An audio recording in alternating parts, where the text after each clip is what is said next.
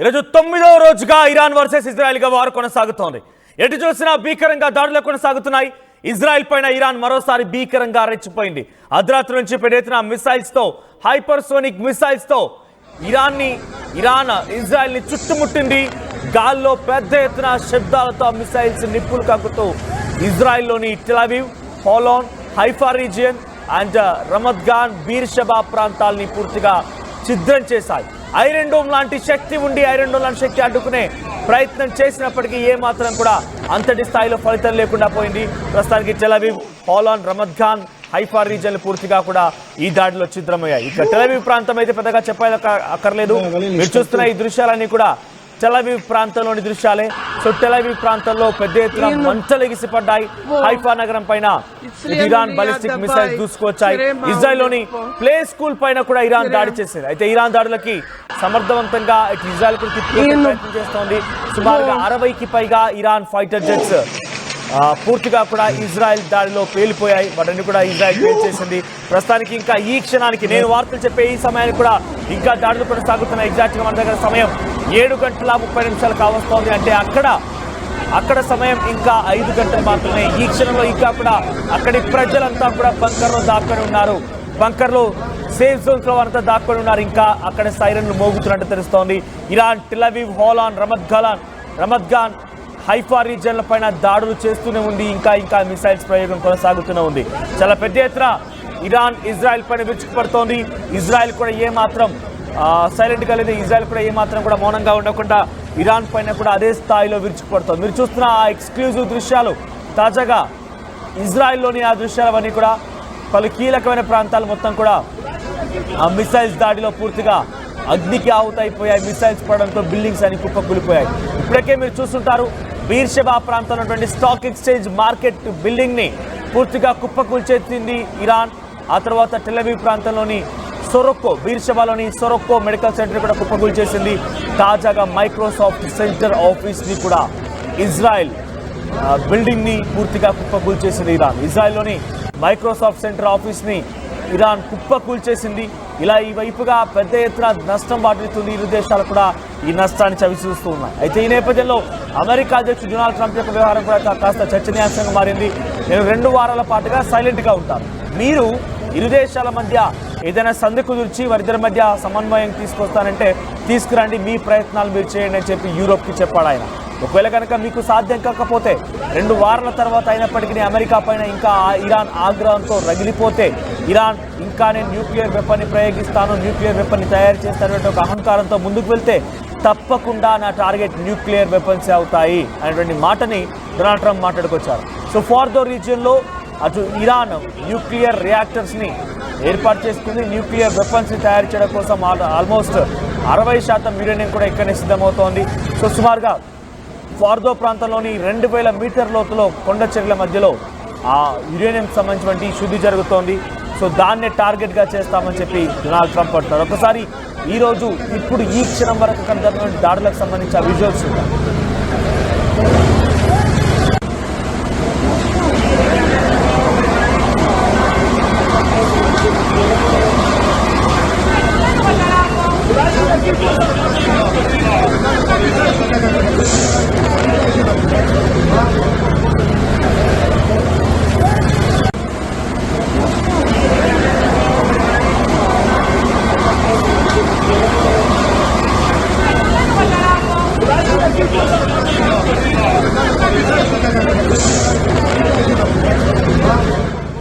ప్రస్తుతానికి ఇంకా అక్కడ దాడులు కొనసాగుతున్నాయి. నేను ఈ వార్త చెప్పే సమయానికి ఇంకా దాడులు కొనసాగుతున్నాయి. నేను పదే ప్రస్తావిస్తున్నాను. కొంతమంది ఇదంతా తప్పుడు వార్త అంటున్నారు. మీరు ఒక్కసారి ధృవీకరించుకోండి. ఒక్కసారి మీకే కనుక మీ ఫోన్లు ఉన్నాయి, ఈ వార్తను ఫేక్ అని కొట్టి పారేసే ముందు ఫోన్లు ఉంటే ఒక్కసారి ఇరాన్ ఇజ్రాయెల్ మధ్య ఎటువంటి భీకర యుద్ధం జరుగుతుందో తెలుసుకునే ప్రయత్నం చేయండి. ఒకరిని నిర్దేశించే ముందు, ఒకరిని తప్పుగా చూపించే ముందు ఒకసారి మీరు కూడా నిర్ధారించుకోండి. సో ప్రస్తుతానికి ఇరాన్ ఇజ్రాయెల్ మధ్య ఈ భీకర దాడులు కొనసాగుతున్నాయి. ఆపరేషన్ రైజింగ్ లైన్ పేరుతో మొదట ఇజ్రాయెల్ ఇరాన్ పైన విరుచుకుపడింది. అక్కడి ఎయిర్ బేసెస్ ని కుప్పకూల్చేసింది. న్యూక్లియర్ స్థావరాల్ని పూర్తిగా పేల్చేసే ప్రయత్నం చేసింది. మరి ముఖ్యంగా నతాన్జా ప్రాంతంలో ఉన్నటువంటి ఆ ప్రాంతాలని, ఆ న్యూక్లియర్ స్థావరాల్ని పూర్తిగా మట్టుబెట్టే ప్రయత్నం ఇజ్రాయెల్ చేసింది. అయితే ముందుగా ఇజ్రాయెల్ అమెరికా ప్రోద్బలంతో వెన్నుదన్నుగా ఉంది. అమెరికా అనేటువంటి ఆలోచనతో ఇరాన్ పైన చాలా భీకరంగా, కనీసం ఇజ్రాయెల్ ఇరాన్కి ఉపశమనం లేకుండా, కనీసం శ్వాస తీసుకునే గ్యాప్ లేకుండా భీకరంగా దాడులు చేసింది. కానీ ఆ తర్వాత నుంచి కొంత ఇరాన్ తేలుకుంది. 21 దేశాలు ఇరాన్ వైపు నిలబడ్డాయి. సుమారుగా అరబిక్, ఇస్లామిక్ అండ్ అరబ్ దేశాలన్నీ కూడా, అరబిక్, ఇస్లామిక్ అండ్ ఆఫ్రికన్ దేశాలన్నీ కూడా ఇరాన్ వైపుగా నిలబడడం మొదలు పెట్టాయి. అప్పటి నుంచి కూడా పెద్ద ఎత్తున ఇరాన్ దాడి చేస్తోంది. రష్యా, చైనా కూడా ఇరాన్ వైపు నిలబడ్డాయి. చైనా ఏకంగా ఒక కార్గో విమానంలో ప్రత్యేకంగా ఇరాన్కి యుద్ధ సామాగ్రిని సమకూర్చినట్టుగా కూడా వార్తలు అందుతున్నాయి. ఈ నేపథ్యంలోనే ఇరాన్ ఏ మాత్రం గ్యాప్ ఇవ్వడం లేదు. వర్షపు చినుకులు అడుగడుగున ఎలా పడతాయో, ఒక వ్యక్తిని వర్షపు చినుకులా తడిసి ముద్దయ్యేలా చేస్తాయో, తడిపేస్తాయో, ఆ రకంగా ఇరాన్ తన బాంబుల వర్షంతోని ఇజ్రాయెల్ని తడిపేస్తోంది, ఛిద్రం చేస్తోంది. ఎటువైపు నుంచి దాడులు జరుగుతున్నాయి కనీసం పసిగట్టలేకపోతోంది ఇజ్రాయెల్. ప్రస్తుతానికి ఈ రోజు, ఈ క్షణానికి ఇంకా దాడులు కొనసాగుతూనే ఉన్నాయి. టెల్ అవీవ్ అనేది చాలా పెద్ద నగరం. అది ఇజ్రాయెల్ మొత్తానికి కూడా ఒక మహానగరంగా, రాజధాని నగరం కూడా ఉంది. సో టెల్ అవీవ్ ప్రాంతం చాలా ప్రాంతాలను కూడా పూర్తిగా నీలమట్టం చేసేసింది, కుప్ప కురిపించేసింది ఇరాన్. సో అక్కడ మెడికల్ సెంటర్ని కూల్చేసింది, మైక్రోసాఫ్ట్ ఆఫీస్ని కూల్చేసింది, అక్కడ నుండి స్టాక్ ఎక్స్చేంజ్ మార్కెట్ బిల్డింగ్ని కూల్చేసింది. ఏకంగా చాలా కీలకమైన ప్రాంతాలని టార్గెట్ గా చేసుకొని ఈ దాడులు చేస్తోంది. అమెరికా ముందుగా కొంత సపోర్ట్ ఇచ్చింది, కానీ ఇప్పుడు ఏం చెప్తుందంటే ఏకంగా ఇజ్రాయెల్ పైన జరిగిన దాడికి సంబంధించి ఇజ్రాయెల్లో ఉన్నటువంటి యుఎస్ ఎంబసీ కార్యాలయం పైన కూడా మిసైల్ పడింది. అక్కడ ఎంబసీ కార్యాలయం కూడా పూర్తిగా ధ్వంసమైంది.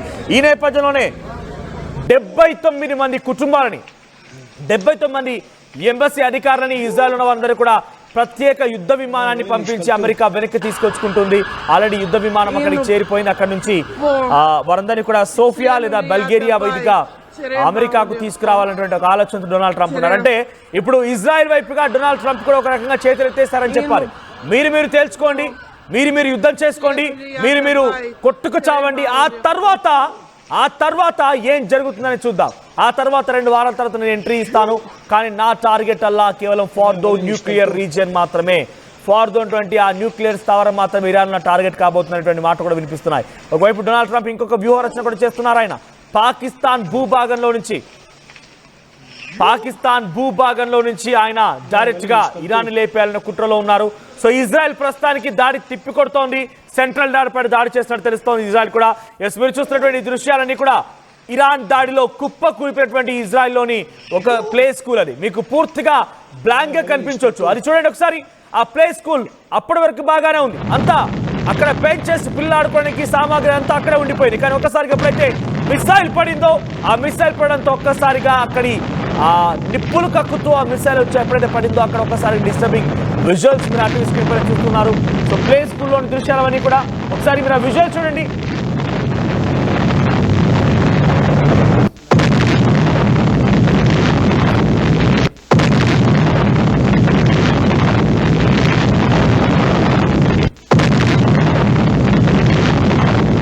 ఈ దృశ్యాలను ఏకంగా ఇజ్రాయెల్ డిఫెన్స్ ఫోర్స్ విడుదల చేస్తూ ఏం చెప్తాం తెలుసా? మేము ఇరాన్ పైన ఎందుకు దాడి చేస్తున్నామో తెలుసా? ఇరాన్ పైన ఎందుకు ఇంత కక్షపూరితంగా ఉన్నామో తెలుసా? ఇరాన్ శత్రువు, ఇరాన్ దుర్మార్గం, ఇరాన్ యొక్క అసమర్థం, ఇరాన్ యొక్క అనుచితం, ఇరాన్ యొక్క నియంత, ఇదే అంతా అని చెప్పేటువంటి మాటని ఇజ్రాయెల్ డిఫెన్స్ ఫోర్స్ తన ఎక్స్ ఖాతా ద్వారా తెలిపింది. ఏం చెప్తుందంటే చూడండి, చిన్న పిల్లలు చదువుకునేటువంటి స్కూల్ పైన కూడా ఇరాన్ దాడి చేస్తోంది. ఇందుకే కదా మేము ఇరాన్ పైన దాడి చేయాలనుకుంటున్నాం, ఇరాన్ యొక్క పూర్తిగా అంతం చూడాలనుకుంటున్నాము, అలీ ఖమేనీ అంతం చూడాలనుకుంటున్న మాటని షేర్ చేస్తూ ఇజ్రాయెల్ డిఫెన్స్ ఫోర్స్ ఈ వీడియో విడుదల చేసింది. ఇజ్రాయెల్ ఉన్నటువంటి ఒక ప్లే స్కూల్ పైన ఇరాన్ చేసినటువంటి దాడి చూడండి ఒకసారి. అప్పటి వరకు ఆ స్కూల్లో లోపల సీసీటీవీ కెమెరాలు రికార్డు దృశ్యాలవన్నీ కూడా అక్కడ పిల్లలు ఆడుకోవడానికి సామాగ్రి ఉన్నాయి, పిల్లలు కూర్చోడానికి బెంచెస్ ఉన్నాయి. వాళ్ళ యొక్క ఆ ప్లే స్కూల్ అంటే ఎలా ఉంటుందో అర్థం చేసుకోండి. ఆ ప్లే స్కూల్ తాలూకు ఆనవాళ్ళు ఉన్నాయి. కానీ ఆ తర్వాత ఎప్పుడైతే మిసైల్ పడిందో పూర్తిగా ఆ బిల్డింగ్ అంతా కుప్పకూలిపోయింది. మరి అక్కడ ఎంతమంది మరణించారని ఇంకా అథెంటిక్గా మనకు అధికారికంగా సమాచారం ఉంది. కానీ అటు ఇరాన్ చెప్తున్న ప్రకారంగా, ఇరాన్ ఫారెన్ మినిస్టర్ చెప్తున్న ప్రకారంగా సుమారుగా ఇప్పటివరకు ఇజ్రాయెల్ దాడిలో ఇరాన్లో 750 మంది మరణించారు, సుమారుగా 2000 మందికి తీవ్రంగా గాయాలయ్యాయట. ఈ మాట నేను చెప్తుంది కాదు, ఇరాన్కు సంబంధించినటువంటి ఫారెన్ మినిస్టర్ జెనెవా చెప్తున్న మాటలు. సో జెనెవా ఆయన ఏమంటున్నారంటే ఇజ్రాయెల్ మా పైన చేసిన దాడిలో సుమారుగా ఇప్పటివరకు మా ఇరాన్ దేశంలో 750 మంది మరణించారు, 2000 మందికి చాలా తీవ్రంగా గాయాలైనటువంటి మాటల్ని ఏకంగా ఇరాన్ ఫారెన్ మినిస్టర్ ధృవీకరించారు. సో ప్రస్తుతానికి ఇంకా ఈ దాడులు కొనసాగుతున్నాయి. సో టెల్ అవీవ్ ప్రాంతంలో అటు ఇరాన్ దాడి చేస్తుంటే కొన్నిటిని తిప్పికొట్టే ప్రయత్నం ఐరన్ డోమ్ చేస్తున్నప్పటికీ మరికొన్ని మాత్రం చాలా అన్నిటినీ ఆ ఐరన్ డోమ్ని రాడార్ సిస్టాన్ని సైతం బద్దలు కొట్టుకొని టెల్ అవీవ్ ప్రాంతాన్ని, పోలాన్ ప్రాంతాన్ని, రమద్ ఖాన్ ప్రాంతాలని, బీర్షెబా, హైఫా రీజియన్ని దాడి చేస్తోంది. సో ఇజ్రాయెల్ దాదాపుగా ప్రధాన నగరాలని కూడా కుప్పకూలిపోయిన చెప్పాలి. ప్రధాన నగరాలని కూడా దాదాపుగా నియంత్రణ కోల్పోతుంది, వాటిపైన పట్టు కోల్పోతుంది.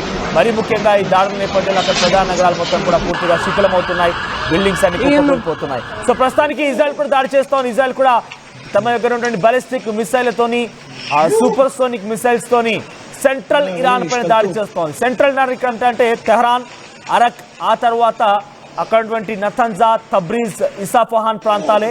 సో ఈ ప్రాంతాల్లో ఇప్పుడు ఇంకా కూడా ఇజ్రాయెల్ దాడులు కొనసాగిస్తోంది. హైపర్ సోనిక్, సూపర్ సోనిక్ మిసైల్స్తో ఇజ్రాయెల్ సెంట్రల్ ఇరాన్ ప్రాంతంలో ఇజ్రాయెల్ దాడులు చేస్తోంది. సో నేను చెప్పే ఈ సమయానికి కూడా ఇంకా అక్కడ దాడులు కొనసాగుతున్నట్టుగా తెలుస్తోంది. నేను యాజ్ పర్ ఇంటర్నేషనల్ వార్తా కథనాల ఆధారితంగా మీకు ఈ వార్తలు చెప్తున్నాను. అట్ ది సేమ్ టైం మీరు కూడా ఒకసారి ఫేక్ అని కొట్టి పారేసే ముందు ఒకసారి ఆలోచించండి.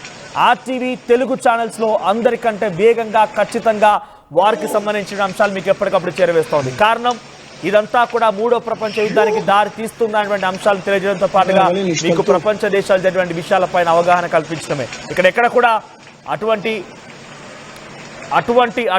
తప్పుడు వార్తలు ఎక్కడ కూడా ప్రచురించాల ఆలోచన కానటువంటి ఒక అనుమానం మీకు అక్కర్లేదు. తప్పకుండా అథెంటిక్గా ఇన్ఫర్మేషన్ మేము తీసుకున్న తర్వాతే, ధృవీకరించుకున్న తర్వాత, ఒకటి రెండు సార్లు ధృవీకరించుకున్న తర్వాతే ఈ వార్తని ప్రచురించడం జరుగుతోంది. సో ఇరాన్ ఇజ్రాయెల్ వార్ ఎంతటిలా మారబోతోంది అని చెప్పడం కోసం, వాటి నుంచి మీకు అవగాహన కల్పించడం కోసం మాత్రమే తప్పకుండా పక్కా అథెంటిక్ ఇన్ఫర్మేషన్ని అందరికంటే వేగంగా అందిస్తోంది. అయితే ఇరాన్ ఇజ్రాయెల్ వార్ ఎంతటి స్థాయిలో ఇప్పుడు పరిణామాలు దారితీస్తున్నాయంటే అమెరికా ఇజ్రాయెల్ వైపుగా, ఇరాన్ వైపుగా రష్యా, చైనా దేశాలతో పాటుగా మరొక 21 దేశాలు ఉన్నాయి. సో ఇవన్నీ కూడా రేపటి రోజున నిజంగానే అమెరికా ఇప్పుడు ఏం చెప్తాం, డొనాల్డ్ ట్రంప్ ఏమంటున్నారు, 2 వారాల సమయం ఇస్తున్నాను, ఏ దేశాలు అయితే ప్రయత్నం చేయాలనుకుంటున్నాడు ఇండైరెక్ట్గా ఆయన రష్యాని, అటు యూరోప్ని, చైనాను ఉద్దేశించి మాట్లాడుతున్నట్టుగానే ఉంది. ఏ దేశాలు అయితే ఇద్దరి మధ్య సంధి కుదిర్చి ఇద్దరి మధ్య సమన్వయం తీసుకొచ్చి శాంతిని నెలకొల్పాలనుకుంటున్నారు, నెలకొల్పండి. ఆ తర్వాత నేను గనక 2 వారాల తర్వాత రంగంలోకి దిగితే ఆయన చాలా క్లియర్గా చెప్తున్నారు, my target would be definitely for the region, my target will be definitely for the region అని ఇరాన్ అంటున్నారంటే ఆ ఫార్ దో రీజియన్లో ఇరానియం శుద్ధి జరుగుతోంది, అక్కడ న్యూక్లియర్ వెపన్స్ తయారీ జరుగుతోంది. సో ఈ నేపథ్యంలోనే ఆయన తప్పకుండా నేను ఆ ఫార్ దో రీజియన్ టార్గెట్గా దాడులు చేస్తానటువంటి మాటని ఆయన మాట్లాడుతున్నారు. సో 2 వారాల్లోగా ఇటు యూరోప్ ప్రయత్నం చేస్తోంది, రష్యా ప్రయత్నం చేస్తోంది, కానీ ఎవరి మాటల్ని అటు ఇరాన్ బేఖాతరు చేస్తోంది, అటువైపుగా బెంజమిన్ నెతన్యాహు ఇజ్రాయెల్ ప్రధాని కూడా బేఖాతరు చేస్తున్నారు. అలీ ఖమేనీ ఏకంగా గుహలో దాక్కొని, సొరంగంలో దాక్కొని ప్రాణాలు కాపాడుకుంటూ కూడా ఈ రకమైనటువంటి దాడులకైనా ముందుకు వెళ్తున్నారంటే డెఫినెట్గా ఆయన ఇప్పట్లో అయితే శాంతికి సిద్ధంగా లేరు, ఇరాన్ని పూర్తిగా అంతమొందించాలని లక్ష్యంగానైనా మాట్లాడుతున్నట్టుగా తెలుస్తోంది.